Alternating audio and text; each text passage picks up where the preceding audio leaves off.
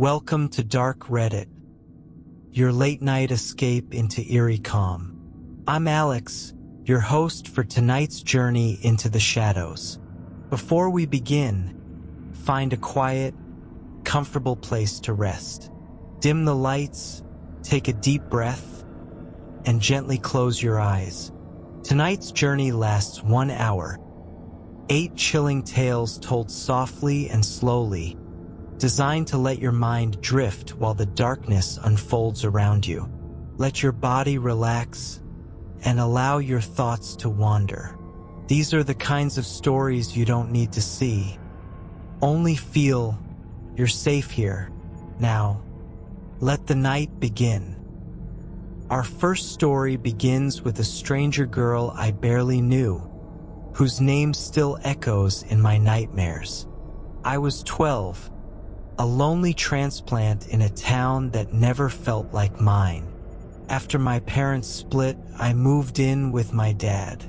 The world I'd known for 10 years was gone, replaced by unfamiliar streets and strangers' voices.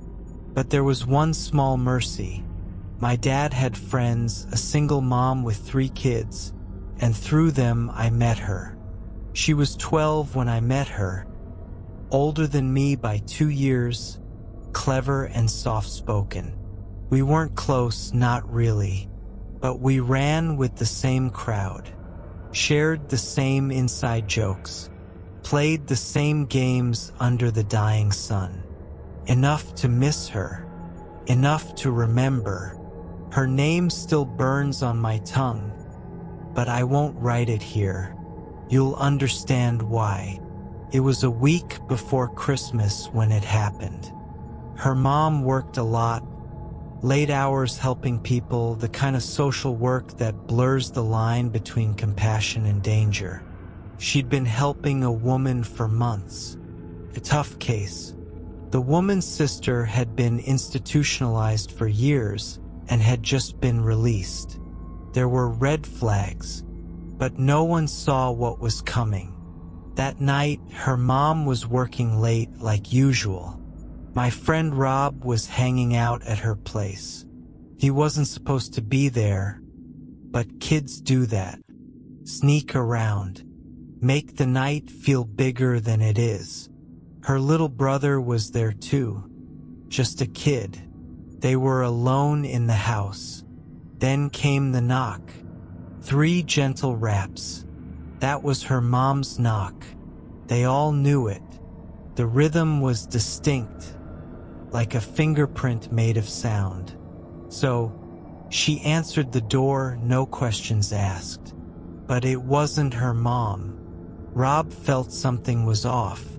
Maybe it was the way the woman looked. Maybe it was just instinct. He bolted, scrambled out the window, and ran the few blocks home without looking back. He wouldn't know what he had escaped until later. The woman who entered that house was the sister, the one recently released. Through conversations with her sibling, the one her mom had tried to help, she'd learned too much. She knew where they lived. She knew the mom's work schedule. She waited for the moment when no adults would be home. Then she came knocking. What happened next is mostly shadows and police reports. The kind of story the town whispers but never fully tells. The details are fragments, sharp and unbearable. Her little brother ran. Somehow he got away and reached the neighbor's house. Called the police. Told them a strange woman had come into their home. He was crying, confused, afraid. By the time help arrived, it was too late. They found her body in the bathroom, naked, decapitated. The woman had taken her head and hidden it. The police had to search the house. Every room, every box, every dark corner. They found it among the wrapped presents under the Christmas tree. That's the part that haunts me most. I keep picturing it. A tree strung with tinsel and blinking lights, gifts meant to bring joy, and under it that grotesque, unimaginable horror. Her life stolen and desecrated, right where magic was supposed to live. Her funeral came and went. I wasn't allowed to go. My dad didn't explain much, just said it wasn't something I needed to see. I think he was trying to protect me, but I already knew too much. We all did. In the weeks that followed, the town became a blur. Cops at school, counselors pulling kids into offices, asking soft questions. We were children, but that night turned us all into something else. You don't go back to innocence after that. You just learn how to carry the weight. Rob never talked much about it. He was never the same. None of us were. I still wonder about her brother, how he sleeps, how he remembers, if he hears knocking sometimes and freezes like I do, because I do. Still, it's always the same rhythm, 3 soft knocks. And for a heartbeat, I'm back in that small town, 12 years old, staring at a door that's about to open and ruin everything. I don't tell this story often. Most people wouldn't believe it, or they'd try to turn it into something palatable, like a cautionary tale or an urban legend. But this was real. She was real. And sometimes the scariest monsters don't hide under the bed. Sometimes they knock politely, like someone's mom coming home from work.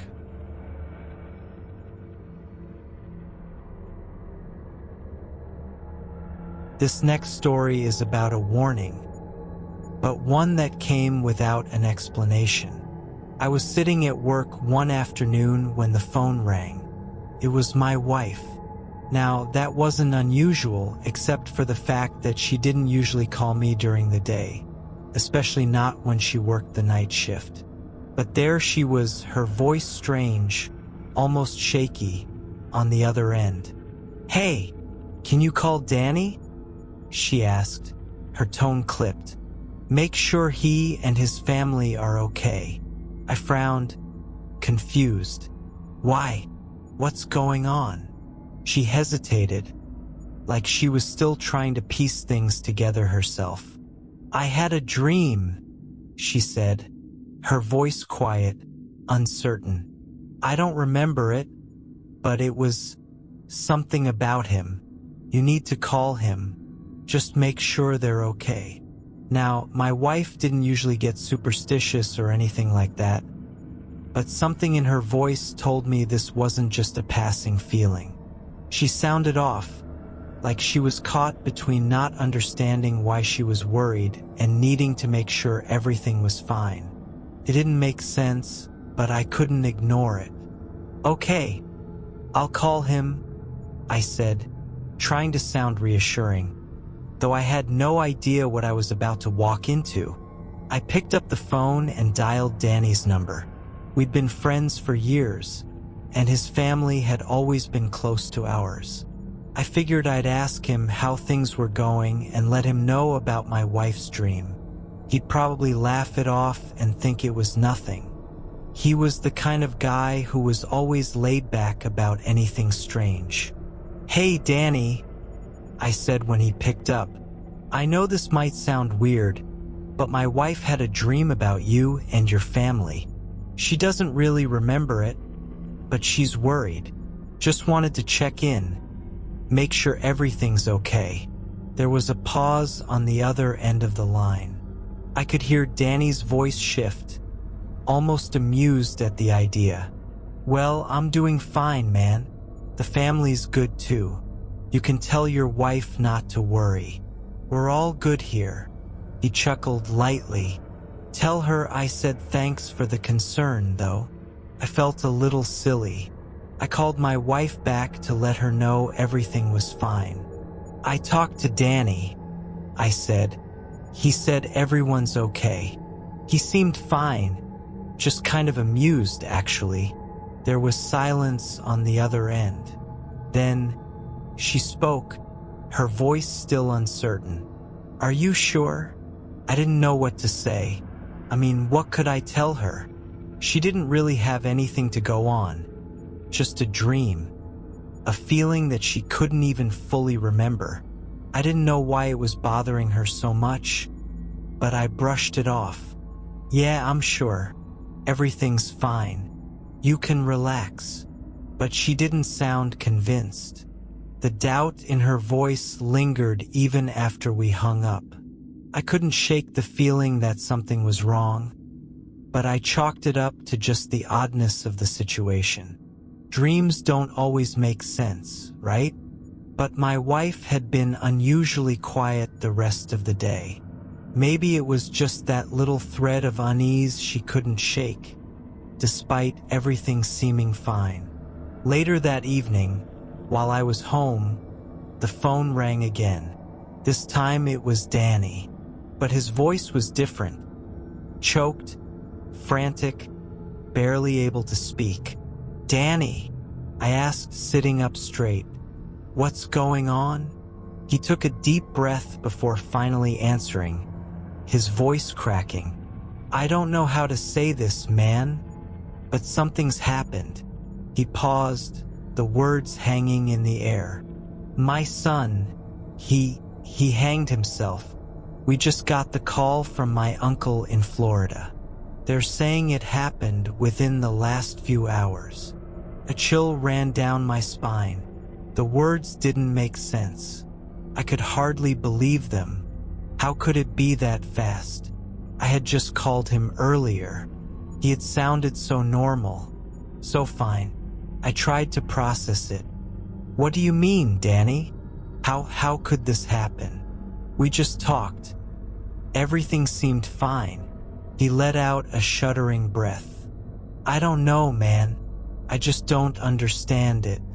My son, my boy, he was fine this morning. This afternoon, nothing. Now this." I sat there, the weight of it all pressing down on me. My mind was reeling, trying to connect the dots between the conversation I had with Danny earlier and what was happening now. How could a feeling, a dream, be so eerily accurate? I didn't know how to explain it. Then it hit me. My wife's strange dream, her call out of nowhere, telling me to check on Danny. Was that a warning? A premonition? It seemed impossible. There was no way to know. But how else could I explain it? I didn't know. All I knew was that something was wrong. Something more than what I could understand. A dream, a feeling, a phone call, and a life lost in the blink of an eye. After that, I tried to reach out to my wife, but the lines of communication felt fractured. She didn't answer. Maybe she needed space, or maybe she was too shaken by the same nagging sensation that haunted her. We never really spoke about it again, but that night and the events surrounding it never left my mind. Danny and his family were devastated. The grief was overwhelming, crushing. I couldn't begin to understand what they were going through. No one could, but I couldn't shake the feeling that maybe, just maybe, something had warned us all, something we didn't know how to interpret. It's been years since that day, but the memory still haunts me. The strange premonition, the phone call, the way everything seemed to fall into place too perfectly, too terribly. Was it just a coincidence? Or was there something more to my wife's dream than we realized?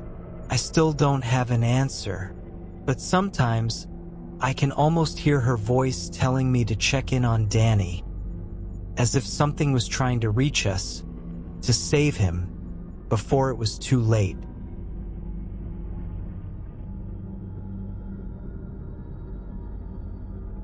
This story is about a Christmas Eve surprise, one that left a family with more questions than answers. It was a quiet Christmas Eve, the kind you always imagine in movies. The snow fell heavily outside, casting the world in a soft, cold blanket. I was about 16, sitting in the living room with my parents. The Christmas tree lights twinkled, creating a warm glow that filled the room. Eggnog in hand, we were deep into our tradition of opening up stocking gifts, laughing over little trinkets and silly surprises. It was one of those nights where everything felt peaceful, calm, and perfect until it wasn't. Suddenly, we heard it. Bang, bang, bang. 3 loud knocks on the front door. The sound was jarring, interrupting the cozy atmosphere in an instant. We all froze, exchanging confused glances. We lived on a quiet street, and visitors were few and far between on Christmas Eve, especially with the heavy snow. We peered out the window, expecting to see a neighbor or someone in a holiday spirit, maybe coming to wish us well. But there was nothing, no one in sight. Dad stood up, shaking his head, and walked to the door. He opened it cautiously, as if expecting something to be waiting outside. But there was no car, no footprints in the snow, nothing to explain where the knock had come from or who had made it. And then at his feet lay the black cat. It was a strange sight. The cat was a deep, inky black, with matted fur and an awful bloody gash across its side. Its eyes were wide open, though it didn't move, its body limp across the snowy threshold. There was no sign of any human presence, no footprints in the snow, no tire tracks on the road. Logically, there was no way someone could have approached and left the cat there without us noticing. It didn't make sense. But the cat was alive just barely. It was breathing, its small body shivering in the cold, barely clinging to life. Without thinking, my dad quickly shut the door and called to us, looking troubled. "Let's leave it for now," he said quietly. "It might be better off outside until we know what's going on." But, of course, that wasn't how we did things. We weren't the type of people to ignore an animal in distress. My family, as long as I could remember, had always been huge animal lovers. So we opened the door again, carefully lifted the poor creature and brought it inside. The cat was in bad shape, its fur matted with dirt, the blood still fresh on its side. We set it in a box lined with blankets, giving it some warmth and making sure it had water. We didn't know what had happened to it or how it had ended up at our doorstep, but one thing was clear. It was in no condition to be outside alone. We nursed it back to health over the next few days. It was a young male cat, still unneutered, and had clearly been in a terrible fight. The vet confirmed it had some serious injuries but assured us it would recover. As the days passed, the cat began to regain strength. It started eating on its own. Its fur began to look less matted, and soon it was purring on our laps as if nothing had ever been wrong. What was truly strange, though, was that whole knock and no footprints business. Even now, I can't quite explain it. My family and I all agreed that the situation didn't add up. The cat didn't just show up. It had appeared. There was something about that night that left us unsettled, like we had been part of something bigger than we could understand. Something that was waiting to happen, like fate was knocking on our door, and perhaps we were meant to answer it. We decided to keep the cat for ourselves for a while, but eventually, my mom gave it to a friend of ours who lived down the street. They were excited to take him in. He was a survivor after all, and maybe he needed a fresh start, away from whatever had happened to him that night. Time passed, and the cat seemed to settle into their family well. They named him Shadow at first, but it didn't seem to fit. Eventually, they renamed him Clark after Superman. It made sense to them. The cat was a survivor, mysterious, strong, resilient. Clark fit him perfectly. Then, about 4 or 5 months later, Clark did something strange. It was in the middle of the night, and the family was deep asleep. Suddenly, they were woken by the sounds of Clark's frantic howling. He was screeching, yowling as if he were in pain or terror. He was throwing himself against the walls, scratching and running through the house in a frenzy. At first, they thought he was just being a cat, but then the smell hit them. Something sharp, metallic. Smoke. The garage. They rushed downstairs, only to find their garage was on fire. One of the cars had caught fire, and the flames were quickly spreading toward the rest of the cluttered space. The fire had started slowly, unnoticed, but Clark's howling had woken them just in time. They called the fire department and managed to get everyone out of the house safely. The car didn't explode, but the garage suffered significant damage. Could have been much worse. The family was lucky, and they knew it. The fire could have spread to the rest of the house, or worse, someone could have been hurt. When they finally breathed a sigh of relief, they couldn't stop thinking about Clark. The cat had saved them. His wild, erratic behavior had been the thing that woke them up. Without it, who knows what could have happened. It was as if the universe had sent them this cat. Not just to heal, but to protect them in an unexpected way. As the years went on, Clark became a beloved member of their family. He was a good cat. Quiet, affectionate, and always nearby. He lived to a ripe old age, spending his last years curled up by the fire, content and loved. I don't know what the knock on the door that Christmas Eve was all about. I don't know why the cat appeared at our doorstep when it did, or how it managed to survive that fight. But I do know one thing: he saved a family from something they couldn't have anticipated.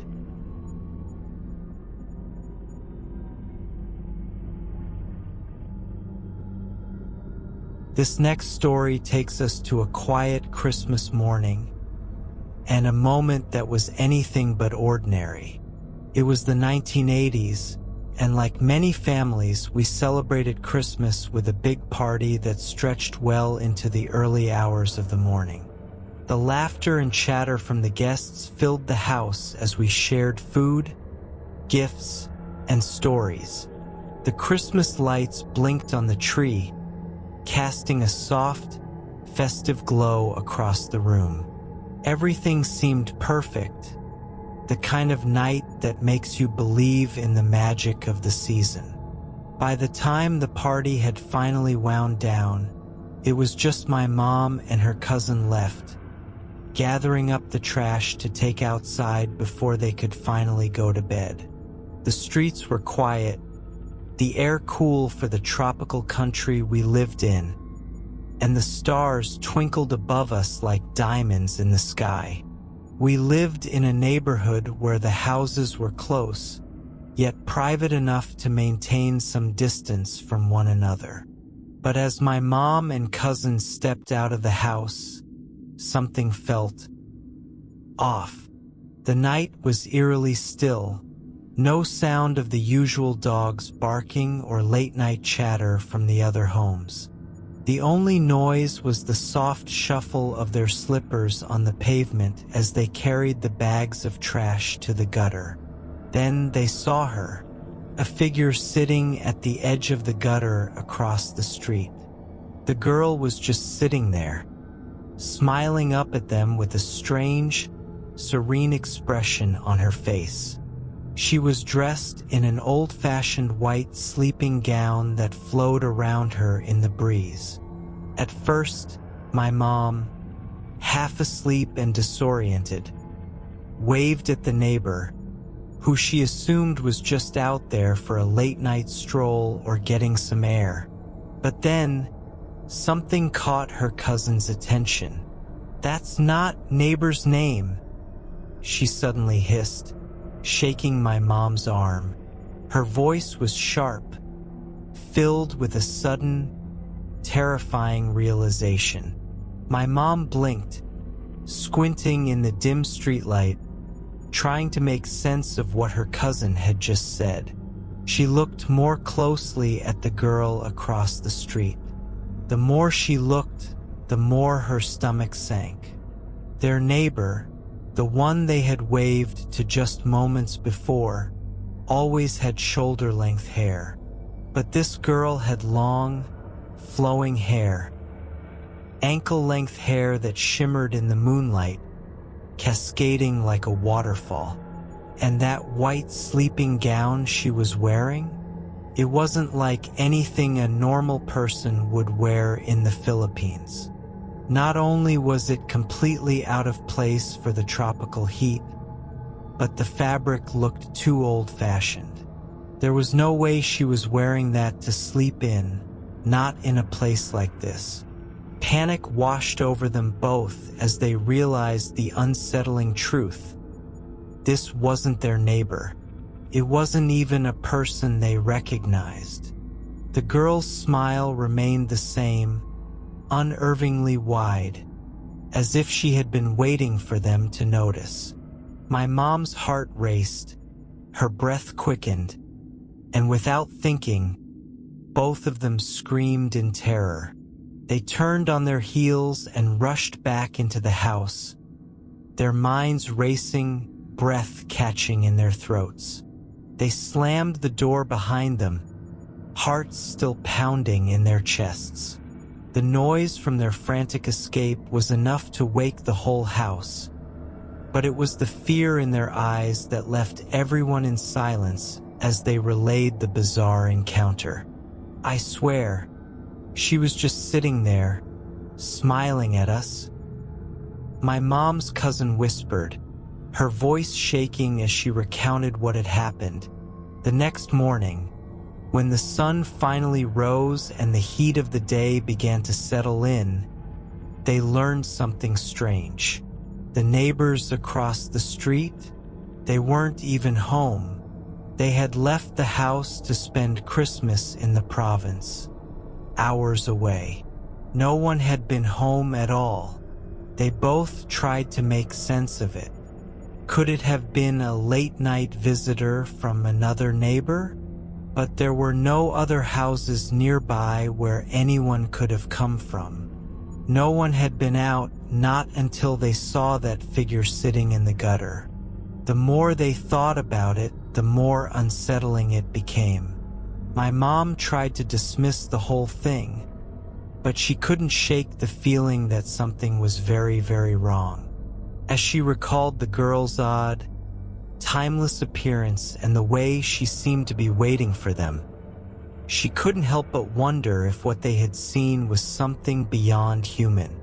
Was it a ghost, a spirit, or just some trick of the mind conjured up by too much holiday cheer? The truth was, neither my mom nor her cousin could explain it.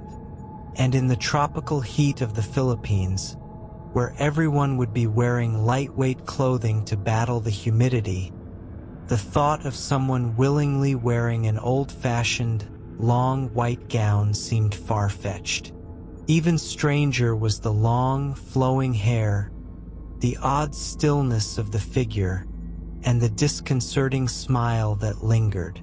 Whatever it was, they knew one thing for sure. They were never the same after that night.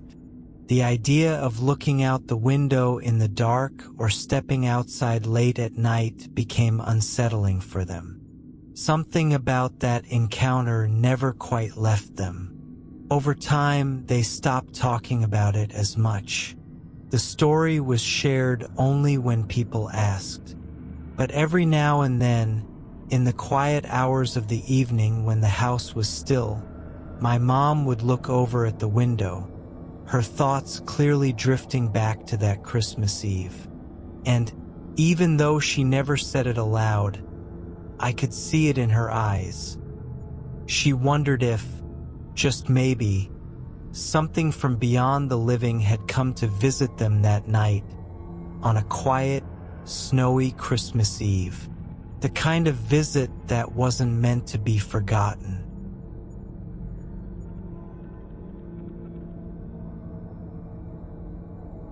Our next story takes us to a historic home, where the past still lingers in more ways than one. I've worked in historic houses for years, spending my days in places filled with rich history, where the walls themselves seem to whisper secrets of the past. The question I'm always asked, without fail, is whether the house is haunted. I'd always laugh it off, giving the same answer every time. No, it's not haunted. I'd say it with a sense of certainty, confident that nothing strange had ever happened to me. That was, of course, until one peculiar day. The house I worked in was an old mansion, a sprawling place with creaky floors and rooms filled with antique furniture. It was beautiful in a way that only houses with a past can be, full of character, with each room telling its own story. I had grown accustomed to it, becoming almost one with the space. I was respectful of the history it held, understanding that once, this had been someone's home. People had lived here, loved here, and yes, people had died here too.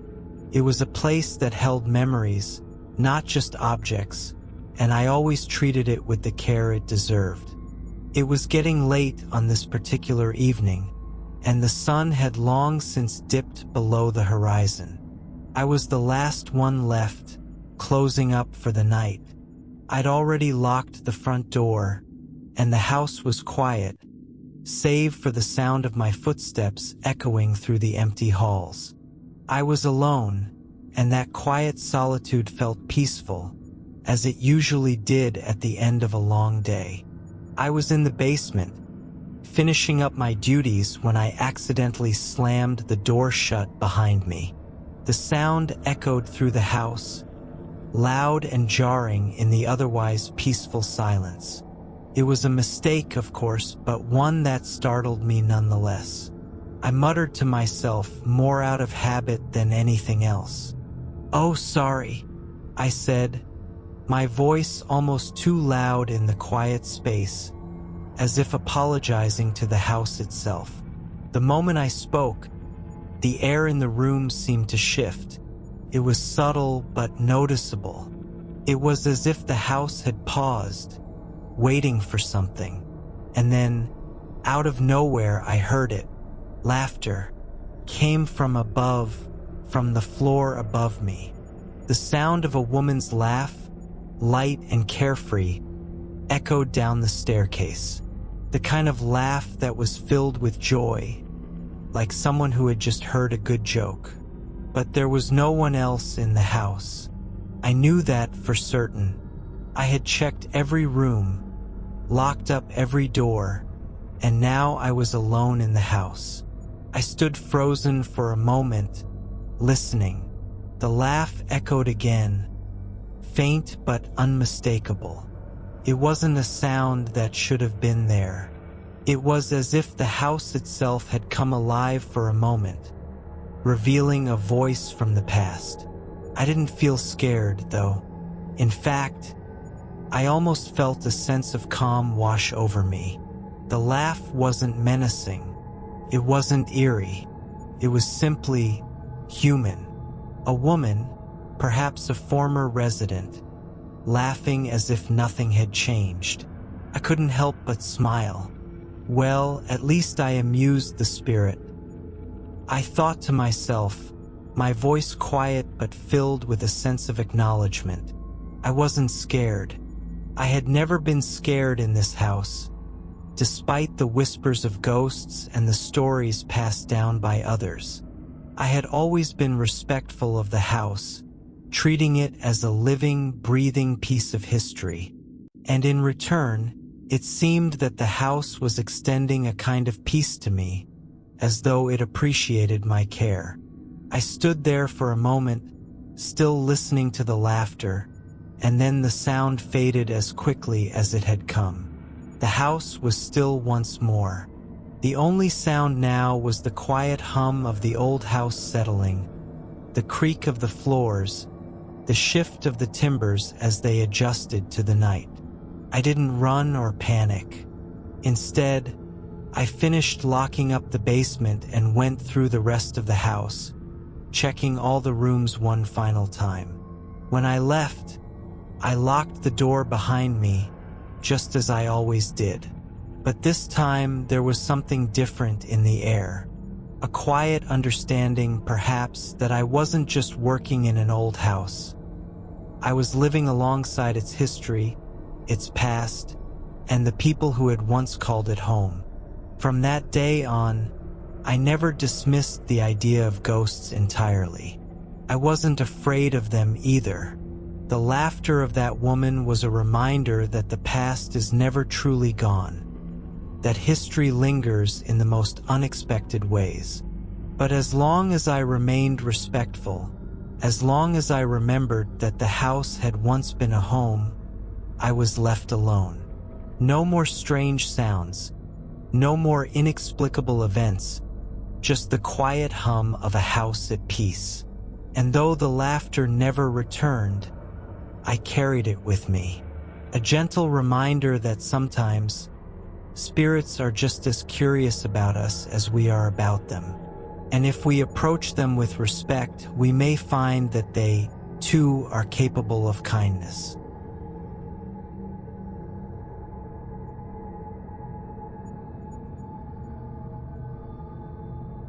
Our next story takes us to a moment of confusion and a truth too chilling to comprehend.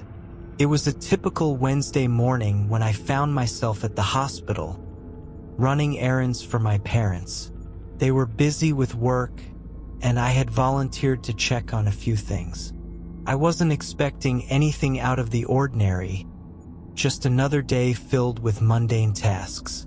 But as soon as I stepped into the elevator, something strange happened. I was on my way to the second floor when the doors opened and, to my surprise, I saw my grandmother standing there. I hadn't expected to see her at the hospital. She had been ill recently, yes, but she was never one to stay in one place for too long. Seeing her there, standing in the elevator, alone, made me pause. "Grandma?" I asked, my voice a mix of confusion and curiosity. She turned to face me with a soft smile, her eyes twinkling in that familiar, warm way. "Why are you here?" I asked, stepping into the elevator to stand beside her. "Are you visiting someone?" She didn't say anything at first. Instead, she simply smiled at me. That same gentle smile she always gave when she didn't have an answer. For a moment, the silence stretched between us, but there was something calming about her presence. I felt like I was wrapped in the kind of warmth only a grandmother can provide, the kind of comfort that makes you forget where you are. The elevator moved upward with a soft hum, and I turned to face her again. "Where are you going, Grandma?" I asked, genuinely curious. Her response was simple. Another smile, just as serene as before. It wasn't like her to be cryptic, but then again, I figured she was just feeling a little under the weather. Maybe she had just come from her doctor's office or was simply in for a routine checkup. The elevator dinged softly as it reached the second floor. The doors slid open, and without a word, Grandma walked out. I followed her, a little perplexed, but more curious than anything else. She made her way down the corridor with a slow, deliberate pace, her hospital gown swishing slightly with each step. I couldn't help but notice how frail she seemed. She'd always been a strong woman, vibrant, full of life. But something about her movement struck me as different today. Maybe it was just the weariness that had been settling in her bones, but it made me uneasy. I walked beside her, matching her pace, until we reached her room. As she stood in front of the door, she smiled again and gave me a knowing look. I reached for the handle to open the door, my mind still reeling from the strangeness of the encounter. The moment the door opened, I froze. Inside, my parents were sitting by the bed, their faces pale and tear-streaked. My mother's head was buried in my father's chest as he held her tightly, his own face contorted with sorrow. They were crying, their bodies shaking with the weight of their grief. And then I looked at the bed. My heart sank. My breath caught in my throat. Lying in the bed, her body still and lifeless, was my grandmother. Couldn't breathe, couldn't think. I felt like the ground had shifted beneath me, and everything I thought I knew about reality had been flipped upside down. I turned around, my eyes wide with confusion, and looked at the hallway. My grandmother was still standing there, watching me, smiling gently as always. But this time, there was a faint glimmer of something I couldn't quite place in her eyes. A chill ran down my spine. "Grandma," I whispered, my voice trembling. "What's going on? How are you here?" But she didn't answer. She didn't need to. The answer was already clear in my mind, though my heart refused to accept it. The tears welled up in my eyes as the reality of the situation hit me like a wave. My grandmother had passed away, and yet here she was, standing before me, her smile as warm and reassuring as ever. My mind raced to comprehend what I was seeing. Was it some kind of hallucination? Had I imagined the entire encounter? But I knew it wasn't a dream. Couldn't have been. The air in the room grew heavy, as though time itself had paused. I turned back to face my parents, who had stopped crying and were now looking at me with concern. My father's eyes met mine, his expression filled with the kind of sorrow that only comes from a great loss. "Sweetheart," my mother said softly, standing up from her chair and reaching out to me. "I know this is hard, but we need to be strong for Grandma. She's gone now. It's time to say goodbye." Her words were a punch to the gut, and I couldn't help but break down, collapsing into her arms. The reality of it all was too much to bear. I didn't know how to feel in that moment. The sadness was overwhelming, but there was also a deep, unshakable fear that clung to me. How could I have seen my grandmother? How could she have been there, in the elevator, walking me to her hospital room, smiling at me as if nothing was wrong? My thoughts spiraled as my parents comforted me, their voices muffled in my ears as the full weight of grief pressed down on me. I wanted to ask them what had happened, to scream, to demand answers. But the one question I couldn't ask was the one that haunted me the most. Was it really her? The minutes stretched on, but time seemed to have frozen for me. I couldn't shake the image of my grandmother standing in front of me, her gentle smile reassuring me as she led me to her room. It was like she had known all along what would happen, and she was there to make sure I wasn't alone. But now, as I looked at her lifeless body in the bed, I realized the truth. I had been with her one last time, though I wasn't sure whether it had been in the flesh or beyond it. The feeling of fear mixed with sadness lingered long after the visit. a strange blend of love and loss that would stay with me forever.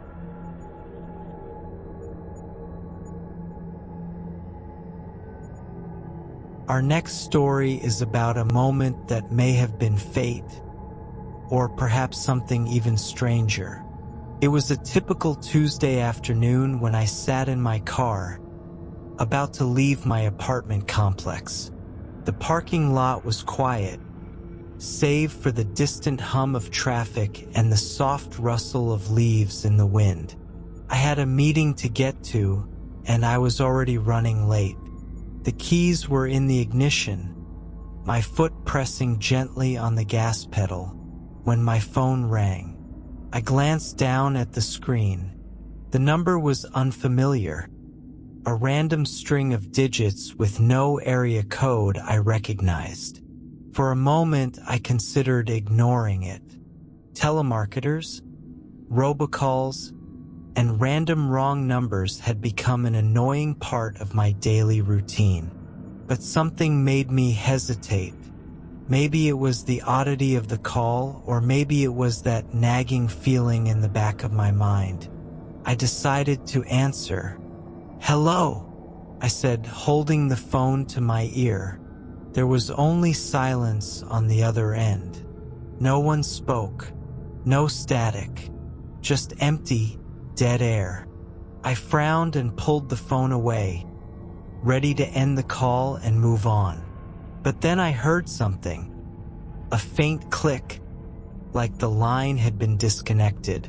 I shook my head. Weird. I couldn't even recall the last time I had a call with no voice on the other side. I hung up and threw the phone into the passenger seat, rolling my eyes at the inconvenience. Maybe it was just a misdial, but who knew? The world was full of strange coincidences. I pressed the gas pedal again, and my car slowly rolled out of the parking space, making its way toward the exit. The street outside my apartment complex was typically busy, but at this time of day, it usually flowed smoothly. I was just about to turn onto the main road when I noticed a flash of blue and red in my rearview mirror. A police car, then a fire truck, and an ambulance, all speeding down the same road I had planned to take.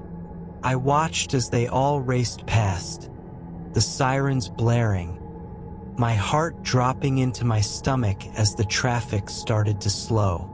I wasn't sure why, but something in the pit of my stomach told me something wasn't right. I looked down at the street again, and my eyes widened as I saw the flashing lights further down, just before the intersection I would have been crossing if I hadn't been delayed. Suddenly, the world seemed to slow down around me. I watched, frozen, as I saw the commotion up ahead. A crash had occurred. Two cars collided. One flipped onto its side, and a crowd had gathered. The first responders were already rushing in, but I could see the wreckage from where I sat. The intersection was blocked off with yellow tape, and people stood around in a daze. My heart pounded in my chest. It was only then that it hit me. That could have been me. I had been less than 5 minutes away from being on that road. I had been seconds away from turning onto the same intersection where the crash had just happened. But for some reason, I had answered that strange call. For some reason, I had hesitated. I thought it was nothing more than an annoyance at the time, but now it felt like fate or something more had intervened. I sat there, in the parking lot, staring at the scene unfolding in front of me. A strange mix of emotions washed over me. Relief, guilt, confusion, and awe. I wasn't sure what to make of it. Had I just been lucky, or had something beyond my understanding prevented me from going forward? I stayed in the parking lot for a while, unable to tear my eyes away from the flashing lights and the chaos. My mind raced with questions. Why had I gotten that call? Why had I answered it? And why, in that moment, had I felt so compelled to pause? I never got an answer to those questions. But what I did know was that I had been spared from something terrible, something I couldn't fully explain. As the emergency vehicle slowly began to clear, I finally made my way out of the parking lot and onto the road, taking a different route to my meeting. The world felt different, like I had been given another chance, or perhaps saved from something that could have changed my life forever. To this day, I don't know if it was divine intervention, a twist of fate, or simply a stroke of luck. But one thing was for sure, I wasn't taking any more chances when it came to strange calls, especially the ones that seemed to come at just the right moment.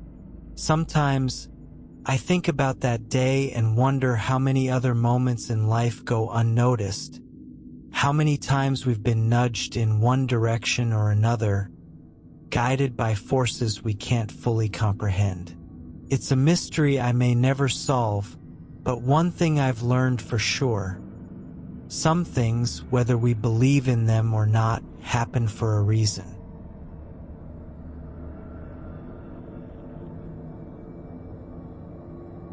Our next story involves an eerie experience, one that's not easily explained away. As a child, I had a strange and unsettling experience whenever I would get a fever. It wasn't the usual dizziness or delirium that most kids would complain about. No, for me, there was something more, something that didn't quite feel like it belonged in the realm of simple illness. Whenever my temperature spiked, and I found myself trapped in the foggy, painful haze of fever, I would hear it, a voice. At first, it was faint, barely a whisper under the pounding pressure of my headache. But it was there, a deep, rumbling voice, like it came from the very depths of the earth. It didn't say anything, at least not at first. But then, slowly, it began to count. 1, 2, 3. The numbers were crisp and clear, but the voice behind them was chilling. Each number rang in my ears, like a drumbeat echoing from some dark, forgotten place. As the count continued, the voice grew louder. With each number, the voice's intensity escalated, almost as if the man, whoever he was becoming more agitated, more powerful. By the time the numbers reached the tens, the voice was booming, reverberating through my skull, causing my head to throb even harder.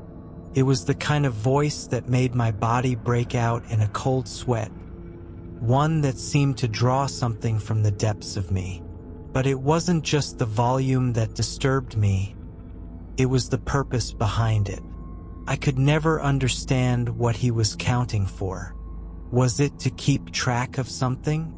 Was it some kind of ritual? Couldn't say, but there was something inherently off about it. The voice wasn't comforting, like the voices you hear when people are trying to calm you down. It wasn't even angry or aggressive. It was just deep, an endless count, growing louder and more intense as I succumbed to the fever. And when I'd finally fall into an exhausted sleep, the counting would stop. I didn't think much of it as a child.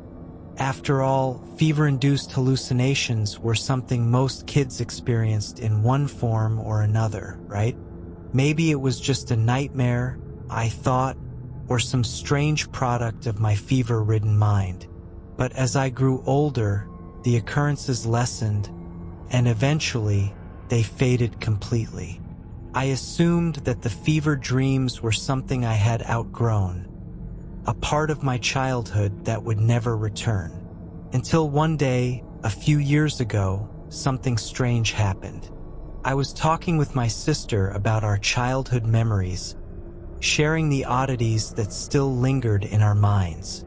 We talked about the times we would stay up late, our parents' strange quirks, and the things that scared us as kids. And then, almost casually, I mentioned the counting. How I used to hear a man's voice counting in the deepest tones whenever I had a fever. I was laughing when I said it, brushing it off as a silly childhood memory, but my sister's face froze. "You heard that too?" she asked, her voice quiet, almost nervous. I blinked, surprised. "You remember it?" She nodded slowly, her eyes widening with the same unease I felt all those years ago. "I thought it was just me. I heard it too. Same thing. That deep voice. Counting." I was speechless. Couldn't believe it. How could this be possible? My sister had heard the exact same thing. She had experienced the exact same fever dream. The counting, the deep, resonating voice, the growing intensity, everything. It was almost too surreal to be true. We spent the next few hours talking about it, trying to make sense of the strange coincidence. How was it possible that we had both heard the same thing at different times and yet never spoke of it to each other? Had it been some kind of shared hallucination, or was there something more to it? To this day, neither of us has a definitive answer. It's been years since either of us has had another fever-induced episode, and the voice has not returned.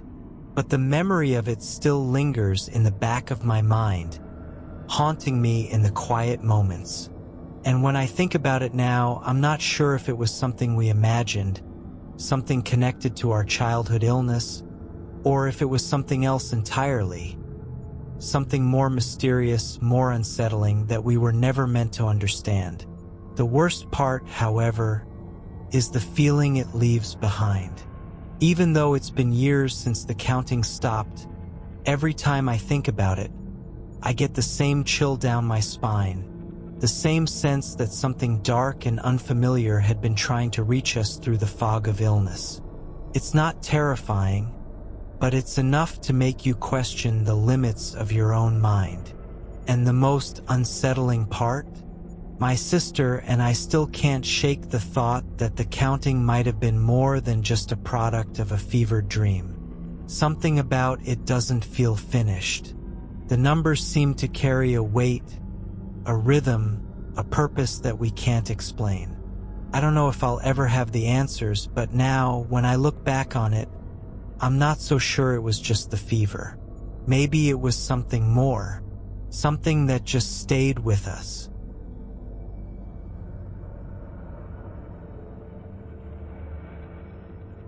You've made it through the hour. The stories are over now, and the night is quiet again. Let the silence soothe you. Whatever followed you from the tales, leave it here. You're safe, you're calm, and you're already drifting deeper into rest. If you enjoyed these stories, consider subscribing to Dark Reddit for more nightly chills. Until next time, sleep well.